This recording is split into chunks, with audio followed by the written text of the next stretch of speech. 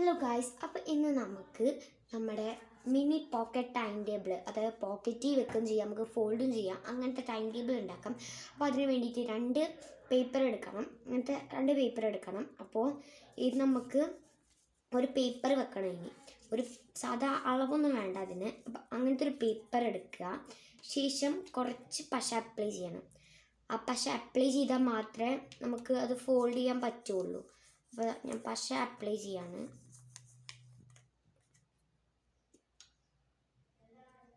പശ അങ്ങനെ ഞാൻ അതിൻ്റെ മേലിൽ അപ്ലൈ ചെയ്തിട്ട് അത് ഒട്ടിച്ചിട്ടുണ്ട്. നമ്മൾ ഇങ്ങനെ വേണം ഒട്ടിക്കാൻ.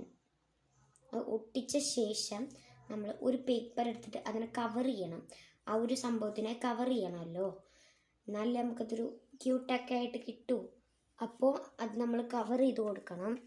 അപ്പോൾ കവർ ചെയ്യണം. എന്നിട്ട് നമ്മൾ ബ്രഷ് കൊണ്ട് സ്പ്രെഡ് ചെയ്ത് കൊടുത്തിട്ടുണ്ട്. അത് എല്ലായിടത്തേക്കും എത്തുന്ന രീതിയിൽ വേണം സ്പ്രെഡ് ചെയ്യാൻ.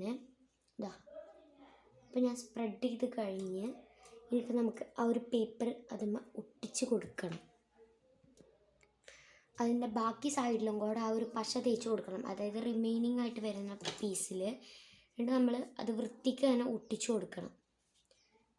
ഇതാ, അപ്പം ഞാൻ ഇങ്ങനെ ഒട്ടിച്ചു കൊടുത്തു.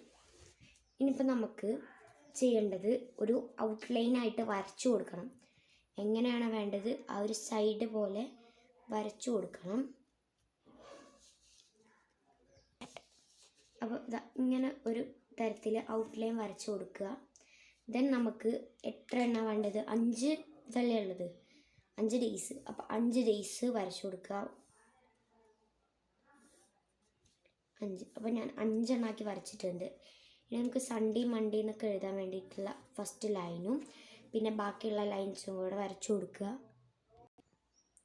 അപ്പോൾ നമ്മൾ 7 8 എത്രയാണെങ്കിൽ അതിൽ കൊള്ളുന്നത് വരച്ചു കൊടുക്കുക.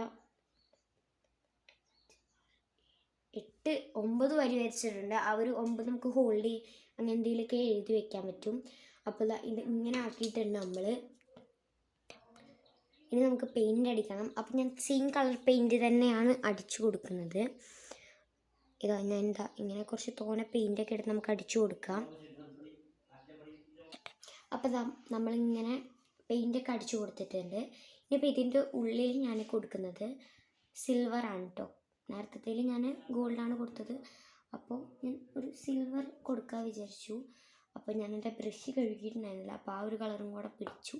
അപ്പോൾ ഞാൻ വിചാരിച്ചു ഗോൾഡും സിൽവറും കൂടെ മിക്സാക്കിയൊരു അതുണ്ടാവും, ഒരു തിളക്കമുണ്ടാവും. അപ്പോൾ അങ്ങനെ അടിച്ചു കൊടുക്കുന്നു. അപ്പോൾ ഇതാ നമ്മൾ ഗോൾഡൻ കളറാണ് അടിച്ചു കൊടുത്തത്. ബിക്കോസ് ആ ഒരു സിൽവർ അടിച്ചു കൊടുത്താൽ പിന്നെ നമുക്ക് ഒന്നും ഇതാവുന്നില്ല. എന്നിട്ട് ഞാൻ ടൈം ടേബിളിൽ നിന്ന് എഴുതുകയാണ്. അപ്പോൾ ഇത്രയുള്ള വീഡിയോ. ഇനി നിങ്ങളുടെ സബ്ജക്ട്സൊക്കെ എഴുതി കൊടുക്കാം. അപ്പോൾ ലൈക്ക് ചെയ്യുക, ഷെയർ ചെയ്യുക, സബ്സ്ക്രൈബ് ചെയ്യുക. Bye bye.